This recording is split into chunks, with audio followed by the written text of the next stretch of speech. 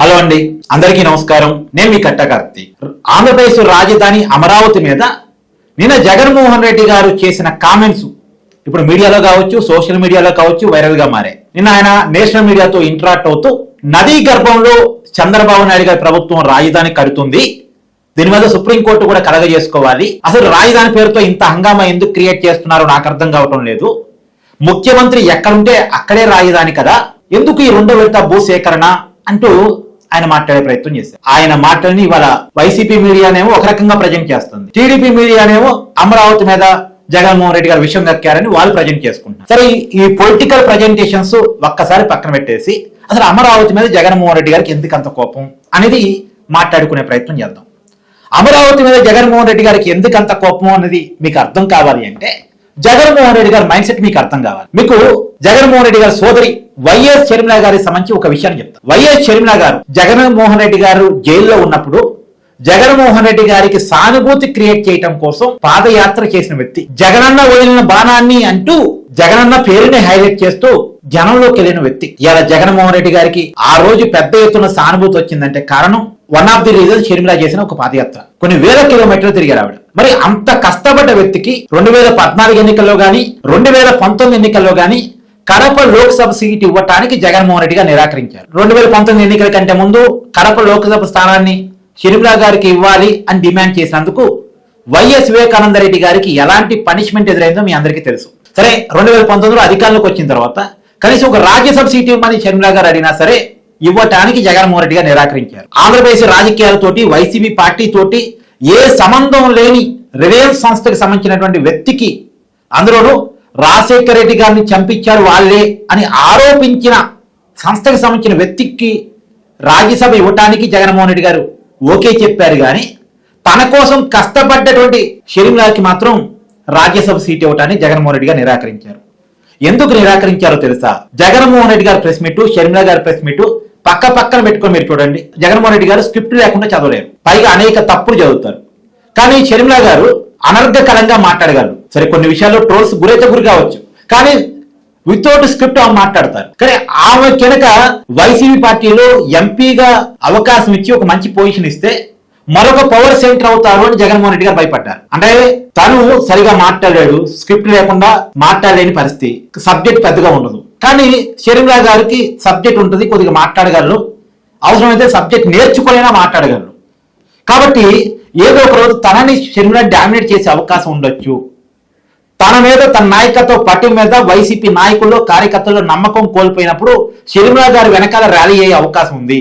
రాజశేఖర రెడ్డి గారి రక్షణలు షర్మిల గారికి వచ్చాయి, ఆ మాట తిరిగి కావచ్చు, ఆ నడవడికి కావచ్చు, ఆ పద్ధతి కావచ్చు షర్మిల గారి దగ్గర ఉన్నాయి అని కనుక వైసీపీ నాయకులు కార్యకర్తలు భావిస్తే షర్మిల గారు హైలైట్ అయ్యే అవకాశం ఉంటుంది. కాబట్టి షర్మిల గారిని చూసి జగన్మోహన్ రెడ్డి గారు భయపడి ఆమె హైలైట్ కాకూడదు అనే కారణం చేత ఆమె కనీసం ఒక రాజ్యసభ సీట్ ఇవ్వడానికి కూడా జగన్మోహన్ రెడ్డి గారు నిరాకరించారు. కారణం కేవలం ఆ పవర్ సెంటర్ కాకూడదు అనే కారణం. తర్వాత విజయమ్మ గారి విషయంలో కూడా చూడండి. విజయమ్మ గారు జగన్మోహన్ రెడ్డి గారి కోసం మాత్రమే రాజకీయాల్లోకి వచ్చిన వ్యక్తి. రాజశేఖర రెడ్డి గారు ఉన్నంతకాలం ఆమె రాజకీయాల్లో లేరు, ఇంటికే పరిమితం అయిపోయారు. కానీ రాజశేఖర రెడ్డి గారు చనిపోయిన తర్వాత జగన్మోహన్ రెడ్డి గారు కోరుకున్న సీఎం సీట్ ని కాంగ్రెస్ పార్టీ ఇవ్వలేదు. కాబట్టి జగన్మోహన్ రెడ్డి గారి మీద కేసులు కూడా పడుతున్న క్రమంలో జగన్మోహన్ రెడ్డి గారు సొంత పార్టీ పెట్టాలనే ఆలోచనకి బీజం పడుతున్న సమయంలో జగన్మోహన్ రెడ్డి గారి వెనకాల సానుభూతి ర్యాలీ కావాలి అంటే విజయమ్మని రాజకీయాల్లో తీసుకురావాలి. ఎందుకంటే ఆ రోజు వైఎస్ వివేకానంద రెడ్డి గారు ఇంకా పూర్తి స్థాయిలో జగన్మోహన్ రెడ్డి గారు వెనక్కి రాలే, ఆయన కాంగ్రెస్ పార్టీలోనే ఉన్నారు. సో ఆ టైంలో జగన్మోహన్ రెడ్డి గారికి రాజశేఖర్ రెడ్డి గారి మరణం వల్ల వచ్చిన సానుభూతి తన వెనకాలకి ర్యాలీ కావాలి, కాంగ్రెస్ పార్టీని వదిలేసి అంటే విజయమ్మ బయటికి రావాలనుకుని విజయమ్మ గారిని రాజకీయాల్లో జగన్మోహన్ రెడ్డి గారు తీసుకొచ్చారు. ఆ రోజు పులివెందుల ఉప ఎన్నికల్లో ఆమెను పులివెందుల ఎమ్మెల్యేగా నిలబెట్టి గెలిపించారు. తర్వాత మరొకసారి రాజీనామా గెలిచారు. అయితే తర్వాత అది విజయమ్మ గారు తన కాంపిటీషన్ అవుద్దని జగన్మోహన్ రెడ్డి గారు ఊహించి ఉండరు. కానీ తర్వాత అసెంబ్లీలో విజయమ్మ గారు మాట్లాడటం, బయట కూడా విజయమ్మ గారు కొంత రాజకీయాలు మాట్లాడటం, ఇది జగన్మోహన్ రెడ్డి గారికి ఎక్కడో ఒక ఇబ్బంది అనిపించి ఉండొచ్చు. రేపొద్దున విజయమ్మ గారు ఏదో జగన్మోహన్ రెడ్డి గారికి వ్యతిరేకంగా మారతారని కాదు, కానీ వైసీపీ నాయకులకి కార్యకర్తలకి జగన్మోహన్ రెడ్డి గారి కంటే విజయమ్మ గారు బాగా మాట్లాడుతున్నారు కదా అనేటువంటి దాన్ని రాకుండా చూసుకోవాలంటే విజయమ్మ పాత్రని పూర్తిగా తగ్గించేయాలి.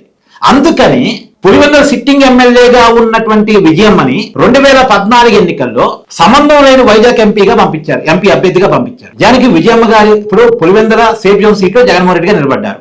అలాగే విజయమ్మ గారు కూడా సేఫ్ జోన్ సీట్ ఇవ్వచ్చు. తన కోసం రాజకీయాలకు వచ్చిన వ్యక్తి కదా విజయమ్మ. వైజాగ్ ఎంపీ ఆ రోజు గెలిచే పరిస్థితి లేదన్న రిపోర్టు వైసీపీ దగ్గర ఉంది. మరి ఓడిపోయే సీట్లో విజయమ్మను ఎందుకు పెట్టారు? పులివెందుల ఎమ్మెల్యేగా జగన్మోహన్ రెడ్డి గారు నిలబడదలుచుకుంటే, ఒక ఎంపీ గారే విజయమ్మని పంపించదలుచుకుంటే కడప ఎంపీ అభ్యర్థి ఇవ్వచ్చు కదా. ఆమెకు వైజాగ్ తో ఏం సంబంధం పాపం. కానీ 2014 ఎన్నికల్లో వైజాగ్ ఎంపీ అభ్యర్థిగా పంపించారు. 2019 ఎన్నికల్లో కనీసం ఆ వైజాగ్ ఎంపీ కూడా ఇవ్వలేదు. ఆ టికెట్ ఇవ్వలేదు విజయమ్మ గారికి. ఎవరికో సంబంధం లేని ఇంకో వెతికించుకున్నారు తప్ప వైఎస్ విజయమ్మ గారిని పక్కన పెట్టేశారు. అధికారంలోకి వచ్చిన తర్వాత పార్టీ పెట్టేటప్పుడు ఆమెకి గౌరవార్థం ఇచ్చినటువంటి గౌరవ అధ్యక్షురాల పోస్టును కూడా పీక్ పడేశారు. చూడండి విజయమ్మ గారి పొలిటికల్ లైఫ్ ని ఎలా జగన్మోహన్ రెడ్డి గారు క్రియేట్ చేశారు అని. అది ఇక్కడ నేను కీలకంగా చెప్పేది, విజయమ్మ గారు ఏదో జగన్మోహన్ రెడ్డి గారికి వ్యతిరేకంగా మారతారు, మరొక పవర్ సెంటర్ అవుతారని కాదు. కాకపోతే పోలిక రాకూడదు. జగన్మోహన్ రెడ్డి గారికి విజయమ్మ గారికి మధ్య పోలిక వచ్చినప్పుడు విజయమ్మ గారు బెటర్ కాదు జగన్మోహన్ రెడ్డి గారి కంటే. ఇది మన జగన్మోహన్ రెడ్డి గారు స్క్రిప్ట్ లేకుండా చదవలేకపోతున్నారు, మాట్లాడలేకపోతున్నారు, కానీ విజయమ్మ గారు చూడండి బాగా మాట్లాడుతున్నారు కదా అనే పోలిక రాకూడదు. అంటే తనకి చేతగా ఉంది, ఇంకెవరికి చేత అయినా అది ఒప్పుకొని వ్యక్తిత్వం జగన్మోహన్ రెడ్డి గారి. తనకి చేత కాదు, తనేమీ చేయలేడు, అలాంటిది ఇంకెవరికైనా ఒక పని చేతనం అవుతుందంటే దాన్ని జగన్మోహన్ రెడ్డి గారు జీర్ణించుకోలేడు. ఇది జగన్మోహన్ రెడ్డి గారికి ఉన్న మనస్తత్వం. సొంత చెల్లి తల్లి పట్ల కూడా ఇబ్బందిగా ఫీల్ అయిన జగన్మోహన్ రెడ్డి గారు ఇక చంద్రబాబు నాయుడు గారి పట్ల ఇబ్బందిగా ఫీల్ కాకుండా ఉంటాడా? ఇప్పుడు చంద్రబాబు నాయుడు గారితో జగన్మోహన్ రెడ్డి గారికి ఉన్న ఇబ్బంది ఏంటంటే తను ఒక రాజధాని నిర్మించే కెపాసిటీ ఉన్న వ్యక్తి జగన్మోహన్ రెడ్డి గారు కాదు. అదే ఇప్పుడు అమరావతి చంద్రబాబు నాయుడు గారు స్టార్ట్ చేశారు. ఇప్పుడు అమరావతి రాజధానిగా తయారైంది అనుకోండి, ఒకవేళ వైసీపీ అధికారంలోకి వచ్చినా జగన్మోహన్ రెడ్డి గారు ముఖ్యమంత్రిగా ఉన్న ఆంధ్రప్రదేశ్ రాజధాని ఏంటి అంటే ఏం చెప్పాలి? అమరావతి అని చెప్పాలి. అమరావతిని ఎవరు నిర్మించారు అన్నటువంటి ప్రశ్న వచ్చినప్పుడు ఏ పేరు చెప్పాలి? చంద్రబాబు నాయుడు గారి పేరు చెప్పాలి. అమరావతి ఆంధ్రప్రదేశ్ రాజధాని అని ఉన్నంత కాలం చంద్రబాబు నాయుడు గారి బ్రాండ్ కనపడుతూనే ఉంటది, చంద్రబాబు నాయుడు గారి పేరు వినపడుతూనే ఉంటది. ఇది జగన్మోహన్ రెడ్డి గారికి ఇష్టం లేదు. అరే నా కళ్ళ ముందే చంద్రబాబు నాయుడు గారి బ్రాండ్ శాశ్వతంగా, ఇప్పుడు ఆంధ్రప్రదేశ్ అనేది శాశ్వతం. ఇప్పుడు వైసీపీ, టీడీపీ, చంద్రబాబు నాయుడు గారు, జగన్మోహన్ రెడ్డి గారు వీళ్ళు శాశ్వతం కాదు, ఏ మనిషి శాశ్వతం కాదు. కానీ ఆంధ్రప్రదేశ్ అనేది శాశ్వతం, ఆంధ్రప్రదేశ్ రాజధానిగా అమరావతి అనేది శాశ్వతం. ఈ అమరావతి ఉన్నంత కాలం దీన్ని ఎవరు కట్టారు, దీనికి పునాది ఎవరు వేశారు, దీని నిర్మాణాన్ని ఎవరు చేపట్టారు అంటే చంద్రబాబు నాయుడు గారి పేరు వినపడింది. ఇది జగన్మోహన్ రెడ్డి గారికి ఇష్టం లేదు. తన కళ్ళ ముందే చిరస్థాయిగా చంద్రబాబు నాయుడు గారి బ్రాండ్ స్థిరపడిపోతుంది, పేరు వినపడిపోతుంది.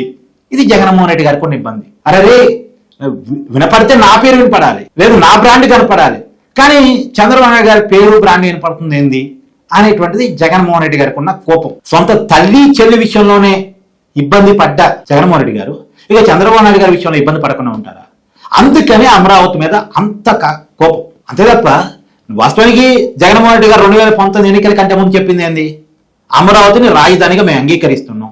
ఆ మాటకు వస్తే అసలు చంద్రబాబు నాయుడు గారు రెంటింట్లో ఉంటున్నాడు, నేను పర్మనెంట్ ఇల్లు కట్టుకున్నా అని చెప్పి జగన్మోహన్ రెడ్డి గారు చెప్పారు. అధికారంలోకి వచ్చిన తర్వాత మాట తప్పి మడం తిప్పి 3 రాజధానుల కాన్సెప్ట్ పట్టుకొచ్చారు. అధికారంలోకి వచ్చిన తర్వాత 3 రాజధానుల కాన్సెప్ట్ వచ్చింది. సరే 3 రాజధానులు అన్నారు, కనీసం 3 బిల్డింగ్లు కట్టారా? కట్టలేదు కదా. సరే ఇంకొకటి కూడా మనం చెక్ చేద్దాం. జగన్మోహన్ రెడ్డి గారు చెప్పిన ఒక 2 స్టేట్మెంట్. నదీ గర్భంలో రాజధాని నిర్మిస్తున్నారు. ఈ స్టేట్మెంట్ ఒకసారి క్రాస్ చెక్ చేద్దాం. నదీ గర్భంలో కినక రాజధాని కట్టడమే నిజమైతే ఇప్పుడు తాడేపల్లి ప్యాలెస్ ఎక్కడ ఉంది? అమరావతి రాజధాని పరిసర ప్రాంతంలోనే ఉందిగా. అంటే నదీ గర్భంలో ఉందా? మన నదీ గర్భంలో జగన్మోహన్ రెడ్డి గారు ఇల్లు కట్టుకుని నివాసం ఉంటున్నారా? ఒకవేళ నదీ గర్భంలో కనుక ఇల్లు కట్టుకుని ఉంటే వైసీపీ గతంలో అనేక సార్లు ప్రచారం చేసింది అమరావతిలో వరదలు వచ్చాయి, అమరావతి మునిగిపోయిందని.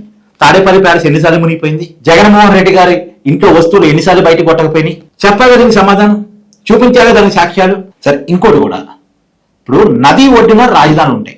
ఈ యమునా నది ఒడ్డున దేశ రాజధాని ఢిల్లీ ఉంది, మూసీ నది ఒడ్డున హైదరాబాద్ ఉంది. నది ఒడ్డున రాజధాని కట్టడం అనేది ఇవాళ కొత్త కాదు. అలాగే కృష్ణా నది ఒడ్డున అమరావతి ఉంది. నది ఒడ్డున రాజధాని ఉండటం మంచిది కూడా. దానికి ఉదాహరణ ఇప్పుడు మన ఢిల్లీ, హైదరాబాద్ ఇవన్నీ కనపడుతున్నాయి. ఇంకా దేశంలో చాలా రాష్ట్రాల రాజధానులు నది ఒడ్డున ఉన్నాయి. ఇది మనకు కనపడుతున్నటువంటి సత్యం. మరి జగన్మోహన్ రెడ్డి గారికి ఎందుకు కనపడట్లేదు, జగన్మోహన్ రెడ్డి గారికి ఎందుకు అర్థం కావట్లేదు? అర్థమైనా సరే ప్రజల్ని మోసం చేయడానికి నటిస్తున్నారో ఎవరికి వాళ్ళు ఆలోచించుకోవాలి. ఇంకొకటి కూడా మాట్లాడుకుందాం. ముఖ్యమంత్రి గారు ఎక్కడుంటే అక్కడే రాజధాని అని జగన్మోహన్ రెడ్డి గారు కొత్త నిర్వచనం ఇచ్చారు రాజధానికి. సరే అదే నిజం అనుకుంటే మరి జగన్మోహన్ రెడ్డి గారు 3 రాజధానుల కాన్సెప్ట్ పట్టుకొచ్చారు. న్యాయ రాజధాని కర్నూలని, అదే అమరావతి శాసన రాజధాని అని, కార్యనిర్వాహక రాజధాని వైజాగ్ అని. వైజాగ్ లో నివాసం ఉంటానన్నాడు, రుచికొండ ప్యాలెస్ కూడా కట్టుకున్నాడు. నిజానికి వైజాగ్ షిఫ్ట్ అవుతానని ముహూర్తాలు పెట్టుకున్నాడు కానీ షిఫ్ట్ కాలే. షిఫ్ట్ అయి ఉంటే ఇక వైజాగ్కే రాజధానే, అమరావతి కానట్టేగా, కర్నూలు కానట్టేగా అనే పేరుకే వీటికి పెట్టాడు. ముఖ్యమంత్రి ఎక్కడుంటే అక్కడే రాజధాని అంటే వైజాగ్ లో ఉంటాడు కాబట్టి వైజాగ్కే రాజధాని అని పిలవాలి. అంతేనే జగన్మోహన్ రెడ్డి గారు చెప్పదలుచుకున్న పాయింట్. మరి ఎందుకు 3 రాజధాని పేరు పెట్టాను? వైజాగ్ రాజధాని, నేను అమరావతి నుంచి వైజాగ్ షిఫ్ట్ చేస్తున్నా అని డైరెక్ట్ గా ఎందుకు చెప్పలేకపోయాడు జగన్మోహన్ రెడ్డి? అంటే ప్రజల్ని మోసం చేశాడా? 3 రాజధాని కాన్సెప్ట్ అనేది ప్రజల్ని మోసం చేయడానికి పట్టుకొచ్చిన కాన్సెప్ట్. అమరావతి నుంచి వైజాగ్ కి రాజధాని షిఫ్ట్ చేయడానికి పట్టుకొచ్చిన కాన్సెప్ట్.